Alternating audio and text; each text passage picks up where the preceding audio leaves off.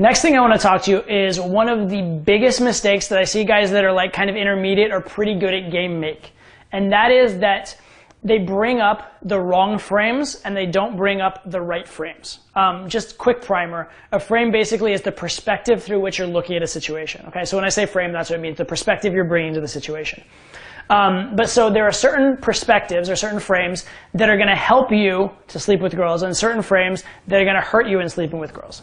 So for example, if the frame you have, the worldview or perspective you have, is that sex is normal, girls like sex, when two people like each other, it's normal for them to express it physically. If that's your worldview and that's what you're expressing through your stories, through your anecdotes, through your opinions that you express, then that's going to put the girl in an environment where she can have sex without being judged. However, if the perspective you're putting across is that like, oh, women are sluts and you hate that about them, or you're like maybe telling a negative story about some girl doing something that's a little bit overly sexual, the girl's going to register that and she'll be like, okay, the way to get social approval from this man is not to be sexual. Now, you may or may not have whatever perspectives you have, but if your end goal is to have sex with the girl, putting her in a frame where having sex is a negative thing is contrary to your objectives. Putting her in a frame where sex is normal and natural is very positive to your objectives. And a lot of guys, they're so caught up in just like trying to impress the girl or convey something or whatever. They lose track of what the underlying message of what they're saying is. Okay? The other thing is, we've talked a lot throughout this program about the lover frame versus the provider frame, right?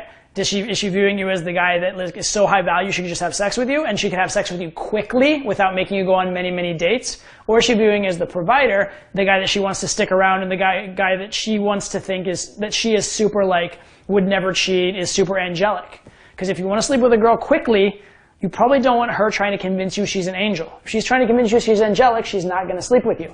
So think a lot about what category you're putting yourself in and what frame you're putting yourself in, because that's going to dictate how the girl responds to you. And I see so many guys, they try and pick up girls and sleep with them, and they're coming at them with these judgmental frames, or they're like lecturing them that like they shouldn't drink or they shouldn't do other fun things or whatever, and it's all contrary to their end goal. Now, one caveat to this, right? We'll talk in the relationship section a little bit about training the girl into the behaviors you want. And it is true that if you want a girl to behave in a certain way where she's like, you know, has positive, healthy behaviors, yeah, you might want to train her for that sooner rather than later. But my suggestion here is don't bother with that until after you've had sex with her and you have some kind of connection with her, because your leverage at that point is going to be much, much, much higher. So it's just more efficient. Instead of trying to like lecture and teach her pre-sex and like get her into your do everything the right way and be responsible frame, which is going to make it hard to actually have sex with her. Instead, have fun with her, have sex with her, and then you can gradually introduce that frame after sex, because after sex, she's going to be rationalizing all the reasons she slept with you, all the reasons she likes you, and you're going to be in a position where she actually really wants to please you. Also, you can bring all those things up, and because she's already had sex with you, now being responsible doesn't make sex with you slutty, so you've avoided that hurdle. Okay, so that's a quick thing. We're going to talk a lot again in the relationship section about like training the girl for relationships, establishing your expectations, and leading your expectations. So I wanted to make that quick point, but that's something I would think about post-sex a lot more. So I wouldn't think about that from the first moment. You don't want to go in being like the nagging grandfather. That's not going to get you laid.